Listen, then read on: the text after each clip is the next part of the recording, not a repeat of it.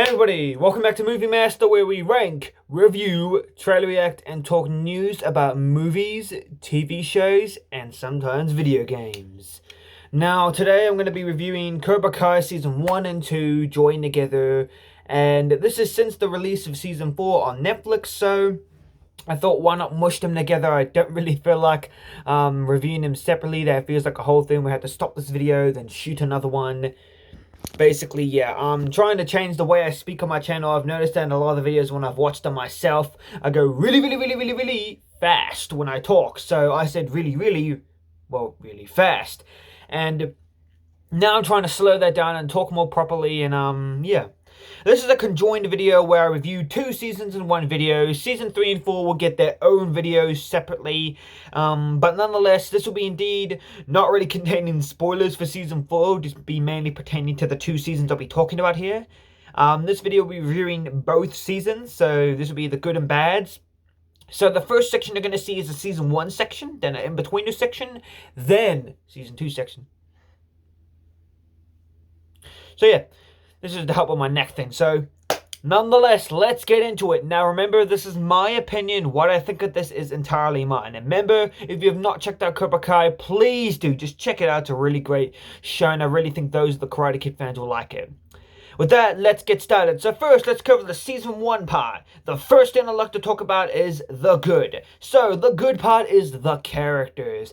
I think this is one reason why a lot of people like Cobra Kai. It invests you in these characters and invests you in the world that is around them. It's really done well doing that. It makes you be invested in these characters, and it's something I've never been able to feel with another franchise. Like, there's only very few franchises where I felt like I've invested in these characters' lives. Like, the Spider-Man, the Sam Raimi Spider-Man movies, the Back to the Future movies. Those are very few movies where I'm invested in these characters. Cobra Kai takes what Karate Kid did well and enhances it. Because, well, when the show was in its early beginnings, well, they wanted to try and do that. The creators Josh Herold, John Hurwitz, and Hayden Schlossberg were all big fans of the Karate Kid growing up. So, seeing them honor these characters well and bringing in new ones are just done so well. The new characters are written so well. They give them amazing opportunities that William Zabka and, well, Ralph Macchio got back when they were their age. So, it was cool giving them the option that Ralph Macchio and William Zabka got when they were their age. And they get to have a more prolonged time as their characters since, well, they get a series to do it off rather than movies. And I think a series was the best way to portray Karate Kid in a sequelized series. A film could do it good, but it needs to be when it comes in later in the series, not all in its first thing. So, yeah. And what I love about this series is it doesn't rely on the older characters as cameos. That's one issue I don't like about some shows. They'll use the old characters as fan service or reasons to get people interested in the show. One show I really like that does this so well is Power Rangers Dino Thunder. They bring back Tommy from the original Power Rangers Mighty Morphin TV show, and Zeo, Power Rangers Zeo and Turbo. They bring him back as a character. But for him to service the story, for the story to service him, and him to service the story. It's a two-way route. I like how Cobra Kai does that. The character serves the story, and the story serves the character. This isn't just some sequel series that banks off the success of its original title. It isn't what the Ghostbusters reboot is, or what the Star Wars sequels are. They don't bank off the success of their titles. Well, I would agree the first Star Wars, Force Awakens is pretty good. The sequels aren't really that good. But what I mean is that that's what's great about it. It continues the story, but doesn't bank off the success of the name or the sequel being a sense of the sequel. That's what I love about this franchise. It did what I really wish the Amazing Spider-Man didn't do, or the Ghostbusters reboot. Those two franchises both banked off the success of their titles. The Amazing Spider-Man banked off the fact it was a Spider-Man movie and basing it off a Spider-Man character, thinking it would succeed, and just thinking of the great acting and the great directors were all trash. That's the issue with the Ghostbusters reboot.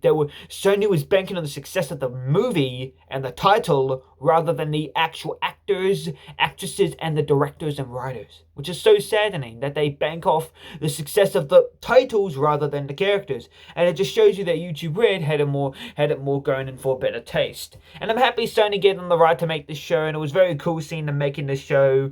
And this season did so well, and I really think it invested in these characters. You feel for Miguel, you feel for Sam, you feel for Daniel, Johnny. They take them in such unique routes. Like, we now get to see the world of a Karate Kid from Johnny Lawrence's eyes. At first, like the Karate Kid, it was Daniel's story or Johnny's story. Now it's expanded into other characters' stories.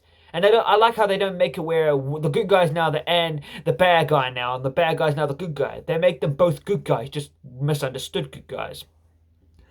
And it does it so well.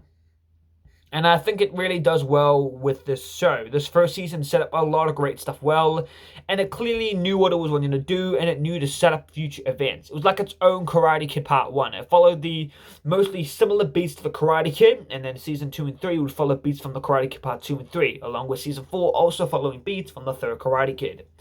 And I think these first 4 seasons are like Karate Kid, its own Karate Kid trilogy. And I really think it did well with it. And I really think it did well with this and how they wanted to do everything. They set everything up the way they wanted it to do. They invest you in these characters. And they take Johnny and Daniel, make you wonder, where have their lives gone now? Where are they now? And it shows you that Johnny's life went a bit downhill. And when we see him get knocked down, even though he got back up in real life, in his mind, he was knocked down by Daniel Larusso. And seeing them nowadays in older age and seeing that they still got some fight in them, it's very fascinating to see these 50-year-old men now trying to kick some major ass, and now that they're in their 50s is a really cool concept. And I find that really cool, and I think this show really knows how to invest you within the characters in this show, and they do really well on that. Investing in the characters and the world, making sure that you can love these characters and love the world that they're around them is one thing a writer and director must try and do to make sure their show or movie is a success. That's what makes something so successful. You invested in the characters and the world. That's what you should be doing. That's how a movie succeeds. That's why critics and fans would love it. It's investing in these characters. It's one thing, unfortunately, that even though I'm a big fan of the Transformers Bay movies, the first 3 Transformers movies, honestly, the films never really get you invested in the characters that well. What I love about the characters in this franchise is that they make them likable. They make them easy to relate to. They make you relatable to these characters. That's one thing I think that franchises do quite well. They make them relatable. That's the whole reason why some of these movies succeed. They're relatable. That's why I love Spider-Man. That's why I talk about him so much. He's relatable. These teenagers are relatable characters. And the grounded feel it keeps just makes it so well done. And the karate is done well. It's well choreographed. The fight scenes are pretty decent. And I think the characters, they make you invest in these characters so much. And then the story, again, the story is amazingly well told for a first season. It sets up everything it needs to do. It invests you in the world and the characters and what they are planning to do. It makes you go, hey, I want another season of this. Hey, this show is great. Hey, the writing is brilliant. That's what this first season tries to give you. It tries to make you be invested within the world, trying to be invested with these characters that some people grew up with. Like, for backstory, I knew what the Karate Kid was as a kid. Like, for me, before I saw Cobra Kai, I knew what the Karate Kid movies were. I never watched them. I knew they existed. I knew my mom had seen them. I knew about the one with the girl in it. I did find out about that when I was like 7. But I did know about those movies. I was also aware of the Jaden Smith reboot, which I did not know was a reboot of the original. It was the one I joked. Me and my friends often made fun about it, and it was kind of easy to make fun of. I remember when Cobra Kai came on YouTube Red, that was a thing back in the day. YouTube Red was indeed YouTube's failed attempt at a streaming service. And it was one of the only good shows on the streaming service, I'd say so. And you can still find all 20 episodes if you go for YouTube Premium, but it was honestly one of the best shows on the streaming platform. The only thing that would be more good than that would have been Vsauce's Can I Survive? So yeah, I think the series really did well, and I think they were able to portray the story they did, and they knew that it was going to do well. And again, the chance to revitalize all these people at this point was really amazing. And then obviously I knew what the show was. When I discovered it, I only watched the first 2 episodes because those were free on the channel on YouTube, but the other ones were all had to be paid for, so I never watched it until I watched the finale to season 2 when Miguel got paralyzed, and then I saw season 3 when it popped up on Netflix, then I saw season 1 and 2, and then the Karate Kid movies, and then season 4. I've obviously recently gone through and watched them also. Yeah, except for the reboot. But nonetheless, I think the story is well told. The story for Cobra Kai Season 1's really done well, and I think they know what they're doing. And I'm happy for them doing that. Next is the multi-hero story. I really think this multi-hero story is done so well. They make not one protagonist like it was in the originals. Daniel can be the protagonist of the series, then Johnny can be the protagonist, then Miguel can be it, then Sam can be it, then Dimitri, then Eli, I really feel like they obviously try to do a few characters at once in the first season. Like, they tackle Miguel, Johnny, Daniel, and Sam as some of the main characters, and then bump up the other characters like Amanda. They bump up Amanda. They bump up a bunch of other characters as main characters in this first season. And once characters get bumped off the show for a season or two, it's for a reason. Like, season 2, Louis does not really reappear. Louis is Daniel's cousin in Cobra Kai, and he appears for the first season, but then leaves for the second season. And it would make sense since he was fired from Daniel's auto shop. It's one of those things I really like, that I wish CW shows nowadays do have better writing, and I really think it's what Superman Lois really gets now. It's one of my favorite shows. It really has well-written writing. The writing is on par with the golden glory days of the Flash TV show in its first 4 seasons, in my opinion. It has that amount of good writing, and I really think it did well with that. But yeah, the multi-hero storyline was done so well, and I think they did it even better in the next season, so they really did that well. And one theme I think they did well was bullying and its effects on people. Bullying was done so well in the series. It's been a big theme for the series. They even pitched this, that's how they pitched it to Ralph Macchio. The first thing one of the creators said out of their mouths to Ralph Macchio was bullying. That's what first thing they said to Ralph Macchio was bullying. Bullying was a big part of the Karate Kid franchise. Bullying is what got Daniel LaRusso interested in wanting to do karate. Bullying is what got Johnny Lawrence into karate. Bullying is what got everyone else into karate. Tommy wanting to get with a hot chick is what got him into karate. It's kind of that cool thing that bullying has its effects, and it can be good and bad, and it shows you how an effect of bullying can have on a person. And I really feel like they portray what bullying is in real life and how it can sometimes go real far, and it's something I really love that's been handled in a show like this. And they continue their theme really well. They continue a lot of themes, and you could tell they want to really try and introduce new fans, and I think they did really well with that. So yeah. And another thing they do is corruption. They do corruption so well with these characters. They can get corrupted by power and what they believe is good and evil. Like, Miguel gets easily swayed into the power of Cobra Kai because it makes him feel strong, it makes him feel tough, it makes him believe he can do anything. It's what I really like about the characters, that morphs them into these characters, and it kind of just changes them. It can make effects. It can show you the effects. Cobra Kai can have a good effect and can have a bad effect. And it shows you that, yeah, corruption can be a very bad thing, and that Johnny should have been watching and listening instead of just worried on one thing. It shows you that Johnny's ways was to go too far with his Cobra Kai. He was using the more John Kreese methods of Cobra Kai instead of making his own, because, well, he was taught by John Kreese, so it showed you that he was trying to reprimand his actions for what he did. And I really think they do corruption well. They show how somebody can be corrupted and then burn back to the light, and I really feel like that does so well, in my opinion, and how they do that is very well done, and it's very well done. The corrupt, like Daniel Russo can even be corrupted, and he even mentions this in the later seasons, so I really think that's well done. And now on to the next section is in the middle. What will I say?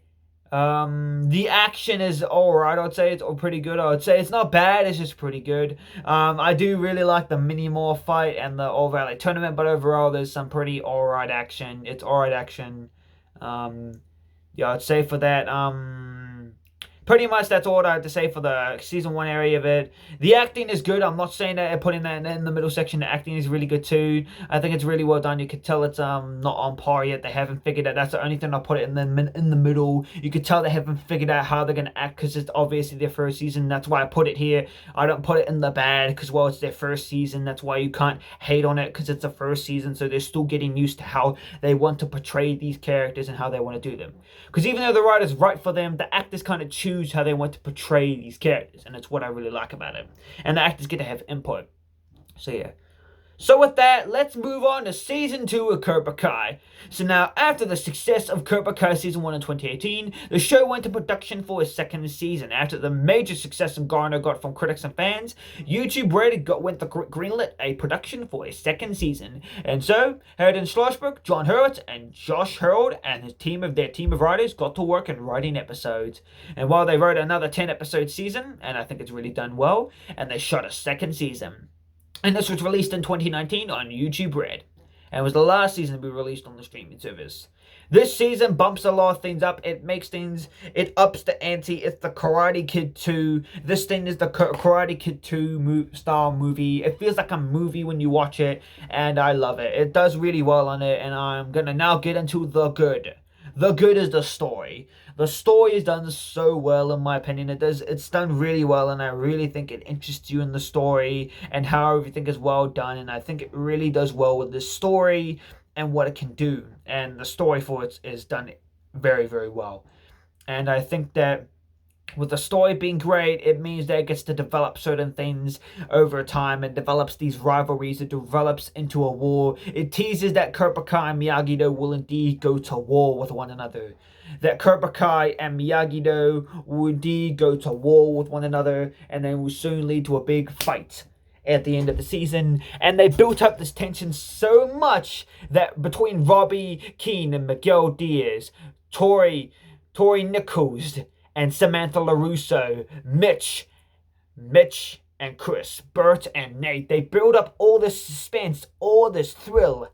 They build it up into a boiling point, and I really think it does well with that. And nothing can be done well with the story if there's no development with the characters. Developing of the characters is really well done. They bump these characters up. They bump characters like Dimitri or Eli up to higher ones. Eli just shows you that sometimes people can go really far an extra mile. Not only has the mohawk changed him, he's gotten more ripped. He's got a mohawk. He got a back tattoo. He got a moon symbol on his chest, and he became more of an a-hole. And he even tried to beat up Dimitri over a Yelp review. And honestly, to be truthful, is he seriously beating up his best friend over a Yelp review? Let's be clear. Let's be clear about this. Hawk beats Dimitri up over a Yelp review. Yes, Yelp is a major review website, but wouldn't it be more worse to beat him up over a Twitter or Instagram post? Because that's two of the big websites too, or Facebook. Because those are three big websites that can get... Facebook's good for spreading things around, so is Instagram, so is Twitter. They're all good at spreading things around the internet. So, yeah, or YouTube, or Messenger, or Snapchat, or hell, Yelp, like I said earlier. Yeah, I kind of think that's crazy, but yeah. The season really bumps things up. It develops these characters. It makes some go good and makes some become a-holes. And it makes you root. It makes you change your allegiance. It's what Season 1's tried to plant the seeds for. Season 2 expands on this. It makes you root for the Miyagi-Dos and it makes you root for the Cobra Kais. It makes you want to root for some of these characters and makes you not want to root for others. And I think it does that really well. And development of the characters and how they do it is really well done. And I think how they pick up with these characters from where they left off in the last season is done amazingly well. And I think Samantha's done a tiny bit better, yet not really that great in this season. But I'll get more into that later. Miguel has done so well. I think he's really done well as a character. It shows him developing, but it shows him becoming a bit like Johnny Lawrence in this sense. And Robbie becoming more like Daniel LaRusso. And then Tori, well, Tori's like the Kumiko for Miguel, whereas Miguel had Sam was like Ali was to Daniel. So for Miguel, Sam was Daniel's Ali. Tori was like Daniel's Kumiko. And, well, Sam was obviously like Amanda for Daniel. But yeah, in my opinion, I really think the show did well with the characters and developing them, like Dimitri getting him major development, developing him and Eli's relationship, developing their rivalry they would have with each other. Dimitri still believing his best friend would still be there. And it was so cool that they kept that. Because most times, broken friendships, the other friend who still believes they can turn good ends up disliking that friend and doesn't trust them anymore. But with this friendship, Dimitri still believes his friend Eli Moskowitz is still inside Hawk. Deep inside Hawk is Eli Moskowitz, his binary brother and his best friend since they were kids. And I still believe that. I really like how he keeps that hope and faith inside him. And even after Hawk breaks Dimitri's arm, Dimitri still trusts him. And I really love that about the character. The breaking arm thing comes up in the next season, but I really think they do well with this. And the development of all these characters, seeing Johnny develop, seeing Daniel slowly grow closer to Robbie, seeing Johnny grow closer to Miguel, seeing all these characters grow closer, seeing Miguel move on with Tori, which is good for him. If he loses one girlfriend, you gotta move on and go out there. And if you get back with that other girlfriend, well, you just gotta go out there and at least you experimented. And it's what I like that Miguel did that. And it's what's good that Sam did that. And really liked that. I think it was done well.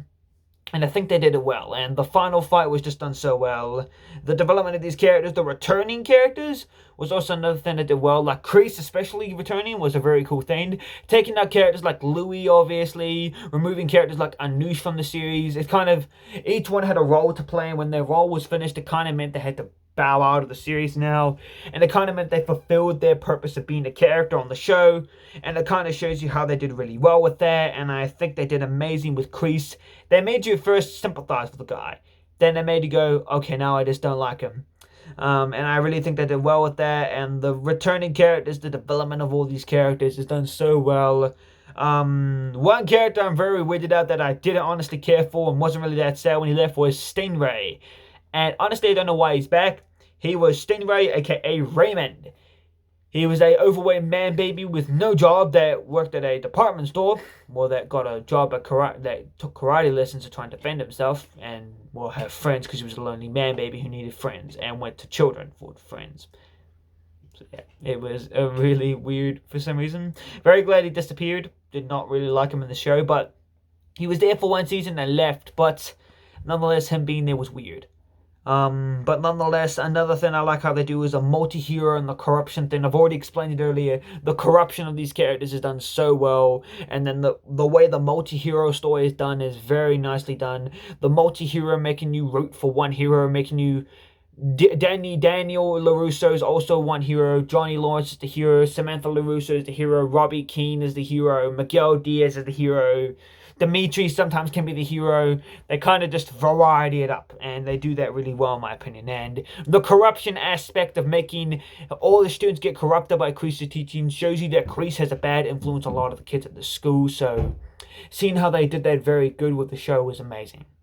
And I would say the only thing that's in the middle, so the in the middle section, is the flow. It flowed a bit weird. That's the only thing I'd say. It would go up in some episodes and go down in others. Like, episode 1 and 2 is pretty good. Episode 3 and 4 is meh. Episode 5 is good. Episode 6 and 7's not really.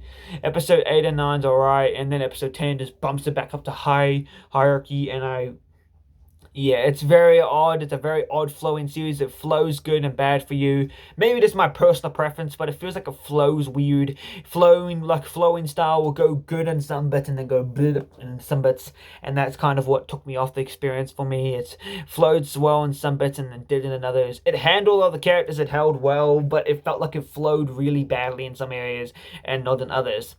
And seeing the finale where Miguel would fall off the banister and get his back paralyzed. Yeah, that was a very shocking ending. It ended on a very shocking note, with Miguel now being in the hospital and possibly grasping for life. Robbie Keane now running off into the distance for who knows where. Johnny getting the dojo taken away from him, and Kreese now taking it over. And, well, Daniel quitting karate. So yeah, that was a very big plot line, and where they could pick that up from is very shocking, and I'll be very sad, and it was a sad ending that I think no other season can top. Another thing that's in the middle is Samantha Larusso. I think she's done alright. She's necessarily done quite decent. She's done a bit meh in this season. I really think she's done meh. Her writing's pretty, it's alright, but I think it needed improvement. I was rooting for her a bit during the school fight, but yeah. One often note I get here and complain about is that she started the school fight, and I think people exaggerate that often. Like, in the season 9 episode, in season 2 episode 1, although yes, Miguel and Sam did kiss, and that should not have happened. I don't think it gave Tori the right to beat up people at the school, so yeah, fully blaming Sam for the entire fight and blaming her for Miguel's paralyzation is kind of silly in my opinion. She had a role to play, but she wasn't directly the fault of that. Everyone made their choice, and the choices you have to live with sometimes in life. But yeah, nonetheless, that was all I had for in the middle. And another thing I found really good, I would say one more good note, to end things off on a good note, the thing I really liked the most was the acting and the action. I thought that was really well done. for the season 2. Season 2 bumped up the action, the acting was really well done, and I think the choreography for the fighting was done well, and I think the season did extra well. To end out on a good note, I think the story, the action, the acting, the development of the characters, returning characters, multi-hero storylines, the corruption, the flow of the story, Sam Larusso, all made it good and in the middle. It's a season I don't really have the best experience with. I find it quite boring a bit, but Season 3 and 1 are very good. Cobra Kai Season 2 is alright. I find it a pretty good season. It does get really tense during the season and kind of has a really good explosive finale that I think really finishes it off, and I think it does well with that. But yeah, nonetheless, tell me what you guys think in the comments below. Do you guys love Cobra Kai Season 2 or do you hate it? What do you guys think of the first season? Tell me what you guys honestly think in the comments down below. And make sure to like, subscribe, and click that notification bell so we don't miss any Movie Master content. And tell me what you guys think in the comments below, like I said earlier.